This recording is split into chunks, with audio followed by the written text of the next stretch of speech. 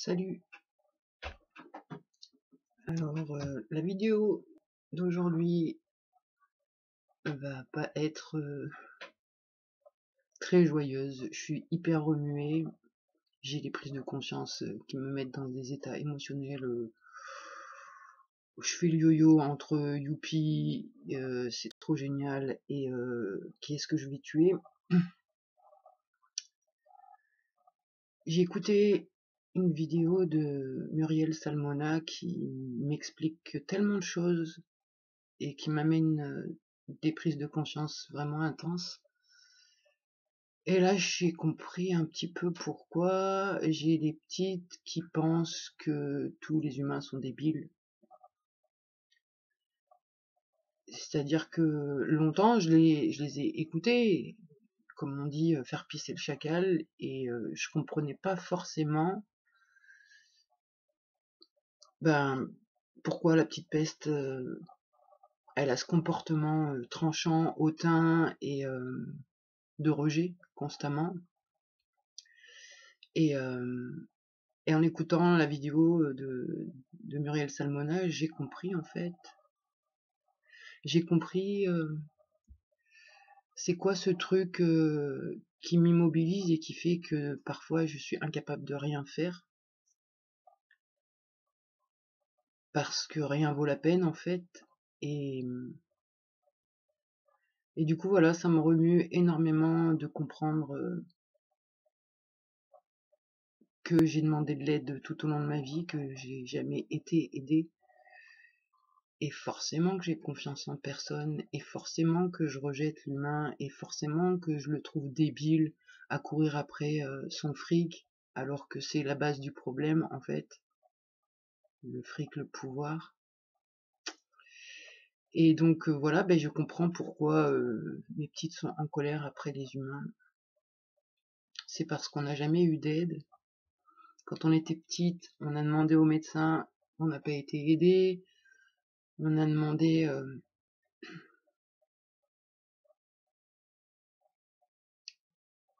enfin voilà, on y a cru que l'école allait nous aider, et puis non, ça a été encore pire. Notre père, c'est pareil. Enfin voilà, il y a tout qui vient en même temps, c'est-à-dire que je comprends pourquoi les petites, elles aiment pas les humains et qu'elles les trouvent débiles. Je sais aussi pourquoi, on peut pas être dans l'affect et on peut pas avoir de sentiments, parce que ce que mon père m'a demandé, c'est de l'aimer plus que ce qui est possible. Et finalement, dans ma tête, je me dis, ok, je vais aller à la gendarmerie pour dire que... Pour dire quoi? Parce que mon père, il m'a jamais frappé. Mon père, il m'a jamais frappé, au contraire, il m'a appris l'amour. Il m'a appris que quand on aime, c'est à la vie, à la mort, et que même si ça fait un peu souffrir, bah oui, la sodomie, ça fait mal, hein. Mais par contre, quand on aime, on doit accepter.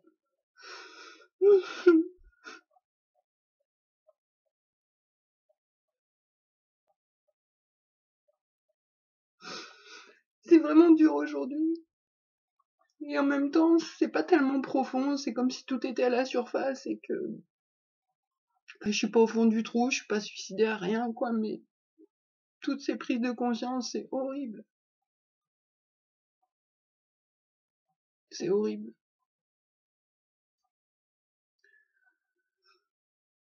Donc ouais, j'avais envie de la diffuser, cette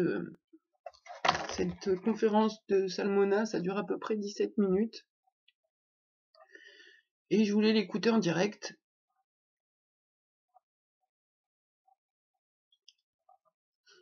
Pour peut-être intervenir sur ce qu'elle dit, j'en sais rien. Donc voilà, je vais mettre en lecture et on va écouter ça ensemble. Anormal, qui a tellement pas de sens, parce qu'on est des personnes qui, en fait, en cas de violence, on se retrouve avec une situation qui est tellement anormale, qui a tellement pas de sens, parce qu'on est des personnes qui, en fait, sont en fait toutes les personnes ont une capacité d'empathie, même un bébé à la naissance. C'est-à-dire qu'on ressent, ce qui se passe chez l'autre. Donc, face à quelqu'un qui veut nous tuer, nous détruire, qui veut nous dégrader, on ressent cette intentionnalité et on a un stress qui monte. Mais théoriquement, la personne aussi qui veut nous dégrader ressent ce stress et il devrait s'arrêter face à notre détresse. Sauf que non, il continue. Et ça, c'est une situation impensable. Ça n'a pas de sens. C'est pas possible. Et ça va bloquer le cerveau, ça va entraîner une sidération psychologique qui va bloquer tout le processus de contrôle de cette petite structure qui s'appelle l'amygdale. Que se passe-t-il à ce moment-là? Il se passe un survoltage. On est comme dans un circuit électrique où tout va possiblement griller. Et qu'est-ce qui va griller? Le cœur, le cerveau. Adrénaline, c'est toxique pour le cœur à partir d'une certaine dose, ça monte. Et puis le cortisol qui est toxique aussi au niveau neurologique. Et là, il y a un phénomène qui peut s'apparenter à une disjonction qui va permettre en fait de sauver la personne qui pourrait mourir. C'est-à-dire qu'elle pense qu'elle va peut-être mourir à cause de l'agression, mais elle pense aussi qu'elle va mourir parce que ça explose à l'intérieur d'elle. Et à ce moment-là... Là, juste, tu te dis que tu vas mourir par amour, en fait. Enfin, vu mon cas de figure avec mon père. Ça va se déconnecter. C'est-à-dire que la diapo suivante, la petite structure va se déconnecter de toutes les structures neurologiques, comme le cortex, et on va le voir aussi comme l'hippocampe, qui est le logiciel de la mémoire. Quand ça se déconnecte avec des hormones, avec des produits qui sont comme de la kétamine et de la morphine, comme un cocktail, d'un seul coup, il y a une anesthésie émotionnelle. D'un seul coup, on est déconnecté de la réalité. D'un seul coup, c'est comme si on n'était pas présent dans cette réalité, comme si on était spectateur de cette réalité. C'est ce qu'on appelle la dissociation. On est déconnecté de ces émotions, mais on est déconnecté aussi de ces sensations corporelles. Ça donne un sentiment d'étrangeté, d'irréalité, qui parfois va durer pendant des semaines, des mois, voire des années. Les personnes qui sont tout le temps confrontées aux violences vont se retrouver tout le temps plus ou moins déconnectées. Comme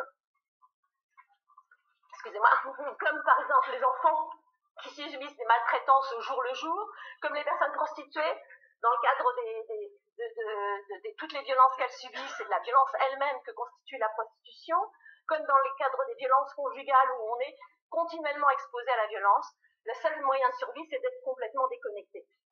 Mais cette dissociation, elle va aussi être à l'origine, cette déconnexion, de l'empêchement, de l'enregistrement de la mémoire de ce qui se passe par l'hippocampe.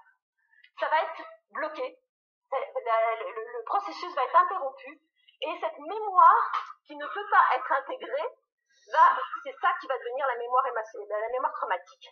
C'est une mémoire qui nous fait comme une machine à remonter le temps, qui va nous faire revivre continuellement les violences, comme si on les revivait vraiment, c'est-à-dire qu'elle envahit, Ça, c'est complètement vrai, c'est un truc de fou et c'est incompréhensible en fait. Le moindre truc qui va déclencher un truc anodin, ça replonge vraiment dans la sensation de l'horreur.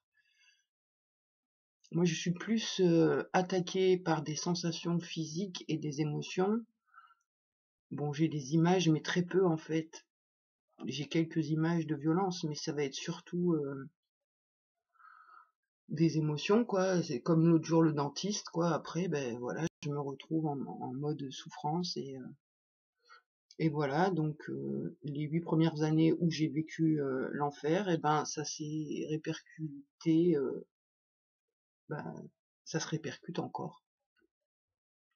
On a voulu vous étrangler, de nouveau, vous pouvez commencer à ne plus pouvoir respirer.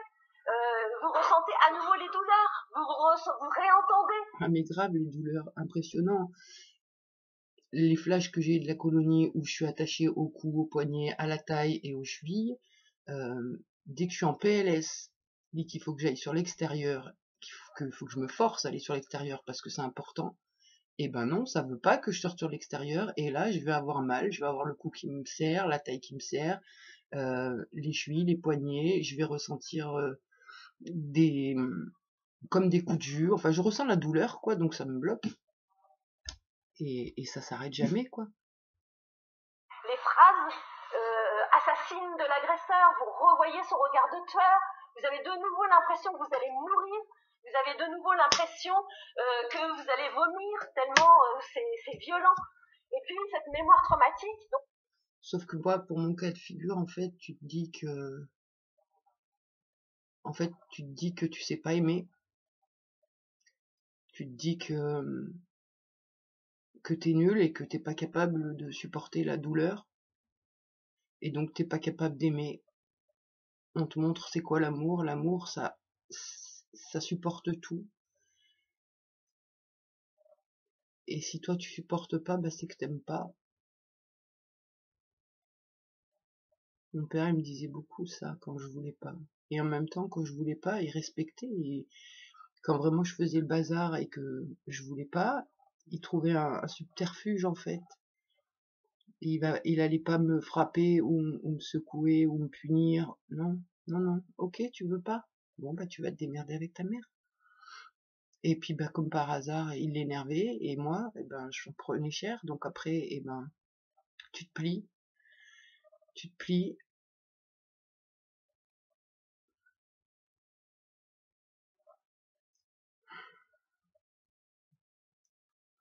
et tu te culpabilises de pas assez aimer. Et tu culpabilises parce qu'à cause de toi, eh ben ton père il peut mourir. Tu culpabilises parce que à cause de toi, ton père il se fait maltraiter par sa femme. Tu culpabilises parce que tu peux pas lui donner ce qu'il veut. Et en même temps, tu culpabilises parce que si tu lui donnes pas ce qu'il veut, bah tu vas crever. C'est vraiment dur, hein, putain. Donc c'est qu'une machine à remonter le temps qui nous fait revenir à cet événement-là et qui se fait en fait sans contrôle, automatiquement, à chaque lien, chaque situation, chaque endroit, une date, une situation, une sensation, un regard de quelqu'un, une douleur, et paf, ça revient, ça envahit la personne. Mais c'est pas seulement la violence, et on peut avoir l'impression de nouveau que d'être projeté en arrière, mais c'est pas seulement la douleur qu'on ressent, les sensations qu'on ressent, mais c'est aussi l'agresseur, sa stratégie, ce qu'il fait, ce qu'il dit. Et c'est ça qu'il va falloir traiter. Cette mémoire traumatique, pour en fait qu'elle se réintègre et pour qu'elle ne nous colonise plus. Sinon, on se retrouve entièrement colonisé par ces violences, colonisé par ces douleurs qu'on ne comprend pas, où on bascule, on switch, tout va bien, et puis d'un seul coup, on se réveille et tout va mal. C'est une date, par exemple. Tout va bien, et d'un seul coup, on a croisé quelqu'un, on a ressenti quelque chose, et paf, on switch. Et le problème, c'est qu'il faut absolument aussi se centrer sur la stratégie des agresseurs, on y reviendra, parce que les agresseurs, c'est eux qui créent la culpabilité chez la victime, la honte chez la victime, le sentiment d'indignité, d'illégitimité, tu ne vaux rien, t'as pas le droit de vivre, c'est de ta faute, c'est toi qui m'empêches de vivre, tu ne mérites que la mort. Et c'est ça qui va hanter continuellement la victime. Elle va être hantée non seulement par les violences, mais aussi... Oui, c'est ça. C'est normal que ma mère veut me tuer parce que j'ai des mauvais comportements.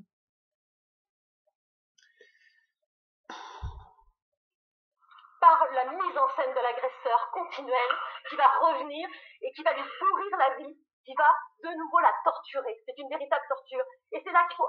La torture, c'est ça, c'est sous couvert de l'amour, sans déconner. Quand je fais le parallèle vraiment entre ce que j'ai vécu avec mon père, ce que j'ai vécu à la colonie, il n'y avait pas de sentiments, il n'y avait pas d'affect.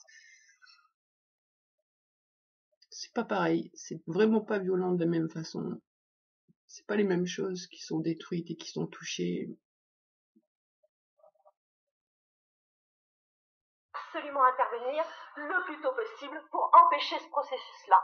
Et si on intervient très tôt, ça marche. Sur les enfants, ça marche très fort, ça marche très bien. Et puis ensuite, même si les personnes, ça fait 10 ans, 20 ans, 30 ans, eh bien ça marche encore. Il faut le faire, il faut absolument. Là, c'est vraiment une urgence absolue, pouvoir proposer des soins avec des professionnels formés. Ça va être une autre propos. Ouais, bien sûr, proposer des soins avec un personnel formé, je suis d'accord, et ça a l'air si facile. Moi, ça fait juste 48 ans bientôt que je revis les traumas, et Dieu sait que j'ai utilisé plein de techniques, mais pas le MDR, je commence juste le MDR. Mais en même temps, tu fais comment quand t'as pas les moyens pour te payer à 140 € la séance, en sachant qu'il en faut une par semaine? Tu fais comment pour te payer les soins? Et c'est pareil, j'ai juste là la colère, envie de dire, ok, toutes les personnes qui se forment pour aider les personnes traumatisées, on va dire, elles n'ont pas compris en fait que les personnes traumatisées, elles n'ont pas de vie, elles n'ont pas d'argent. Ça sert à quoi de prendre 140 € la séance? D'ailleurs, je me demande comment ils gagnent leur vie, les thérapeutes, si ils vont s'occuper de petites blessures, les 5 blessures primaires, quoi, et voilà, quoi. Là, avec des gens qui sont pas trop abîmés, en fait, tu peux gagner de l'argent en tant que thérapeute. Mais les vraies personnes qui ont besoin d'aide, elles sont en invalidité ou elles ont l'AAH, elles vivent avec moins de 800 € par mois. Alors, comment tu fais? Genre, en plus, quand t'as un ado à élever, tu fais comment pour te payer 140 € par semaine de thérapie? Moi, j'aimerais le savoir. C'est ça que je comprends pas, et je me dis ok, aider, mais c'est de la mauvaise foi, encore une fois. Comment tu fais? Et aider, ça devrait pas avoir de prix, quoi, voilà. Là c'est bon, je sens que ça m'énerve, mais bon, j'aime bien ce qu'elle dit quand même, cette femme. Parce que actuellement, ce qui se passe, c'est que les personnes se retrouvent à devoir mettre en place des stratégies de survie toutes seules. Et puis elles se retrouvent avec des soins qui vont être uniquement des soins symptomatiques. Vous savez, quand vous avez une mémoire traumatique qui s'allume et que vous réentendez des phrases, vous ressentez quelque chose, vous le dites à un psychiatre qui n'est pas formé, il va dire, mais vous avez des hallucinations. Il va vous mettre sous neuroleptique, il va vous enfermer. Ouais, c'est pas faux. Moi, je suis restée 11 ans avec une psychiatre qui m'a quand même donné un diagnostic de dédoublement de personnalité. Quand j'ai commencé à vouloir lui raconter mes souvenirs, direct, premier coup, elle me dit non, mais c'est bon, voyez ça avec votre psychologue, celle du CMP, qui restait que quelques mois, et après, ben voilà, il n'y a plus de psychologue au CMP, et donc voilà. Et mince, je sais plus ce que je disais, ça m'a égaré.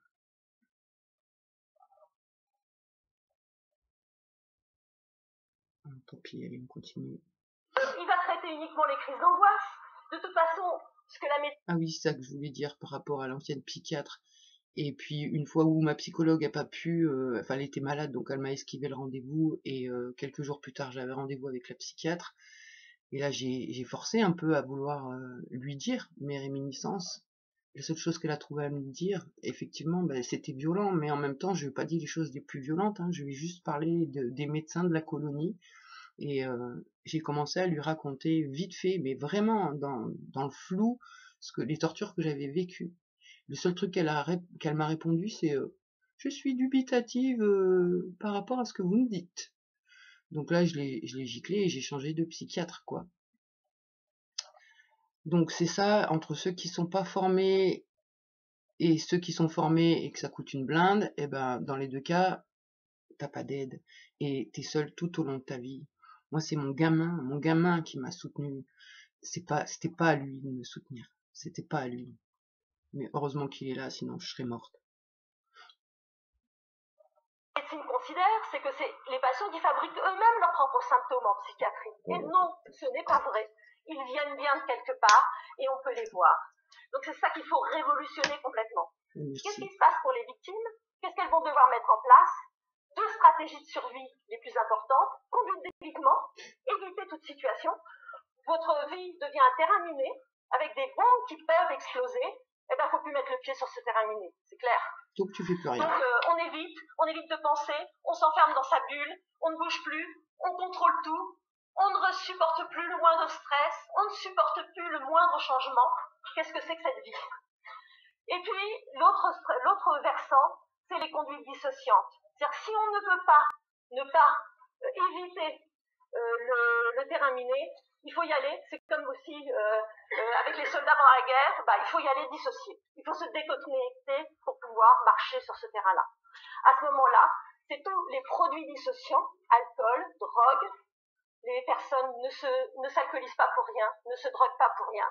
Et puis les conduites à risque, les mises en danger. C'est-à-dire qu'est-ce qui se passe en fait? C'est-à-dire qu'on se met en danger pour faire monter le stress, pour pouvoir obtenir cette disjonction dont je vous ai parlé. C'est-à-dire que le danger, le stress extrême, la remise en scène même des violences qu'on a subies, ça permet de nouveau de disjoncter et de s'anesthésier émotionnellement. Ce n'est pas ce qu'on veut, mais c'est ce qu'on trouve pour pouvoir se sortir.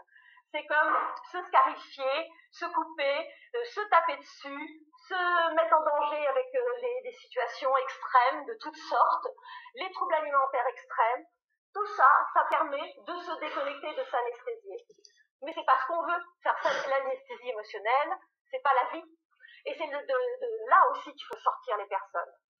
Autre chose aussi qui est vraiment importante, c'est que particulièrement dans les violences sexuelles, ce qui est terrible, c'est que d'une part, l'auteur des violences va, en fait, avec une excitation à la haine de l'autre, jouir de la violence qu'il impose à la personne. Il va, lui, se faire un shoot, en fait, Le seul problème, c'est qu'avec l'empathie, moi je vois, hein, j'ai un mode de défense que s'il y a quelque chose de trash en face de moi, je vais devenir le pervers en fait, pour pouvoir encaisser la perversion qu'il y a en face. Et ça tue comme elle l'exprime là. La suite là, c'est vraiment ça. C'est en fait, t'as un pervers à l'intérieur de toi. Tes agresseurs, ils sont à l'extérieur, mais du coup ton cerveau, il les crée à l'intérieur et t'entends leur voix, t'entends plein de choses. Moi j'en ai deux. Enfin deux pervers hommes violents. Un qui est plus violent que l'autre, un qui est sous couvert de l'amour, bien sûr, qui ressemble à mon père, et l'autre, par contre, c'est assez dégueulasse. Je vais la laisser parler parce qu'elle le dit beaucoup mieux que moi. Je me mouche d'abord.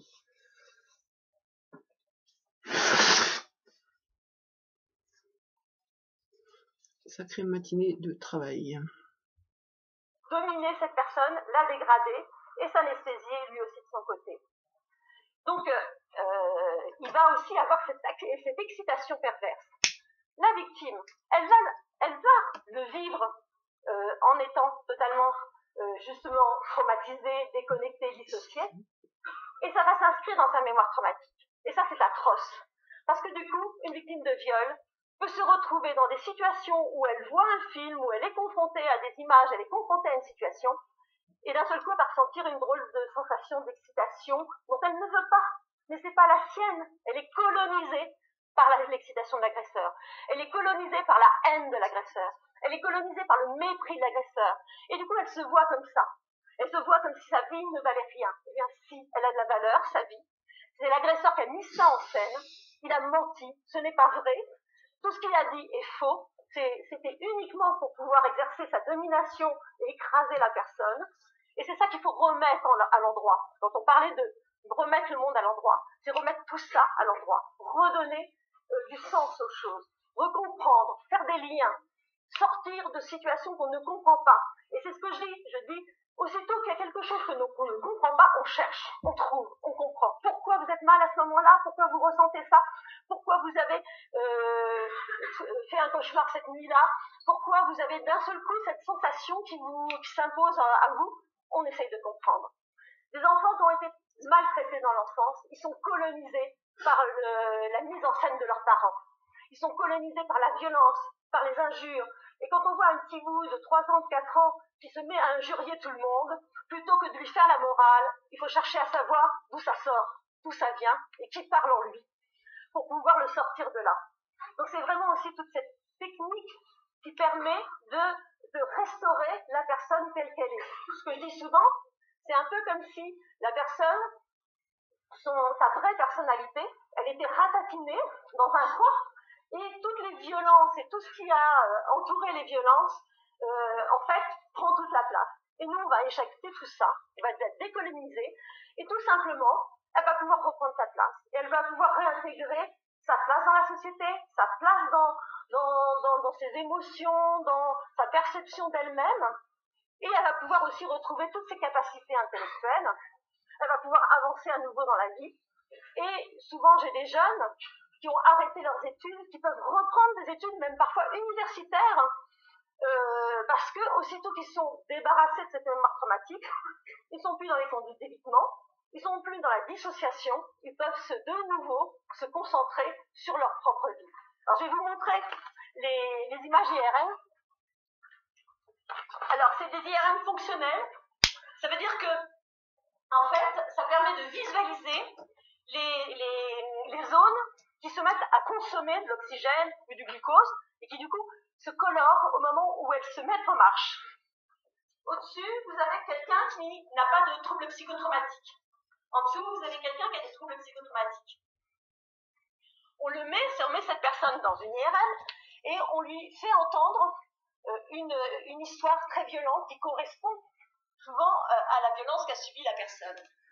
La personne qui n'a pas été traumatisée, elle entend ça, ou elle le voit, ça fait des diapos, elle s'allume, c'est la stress, bien entendu, mais aussitôt, c'est ce qu'on voit, c'est tout son cerveau se met en marche pour interpréter ce qui se passe, analyser, contrôler l'émotion et se calmer.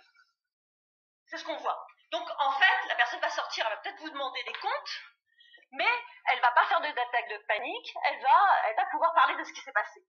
Cette personne-là, en revanche, elle entend, mais son cerveau va se sidérer. C'est-à-dire qu'il n'y a plus rien, elle est paralysée.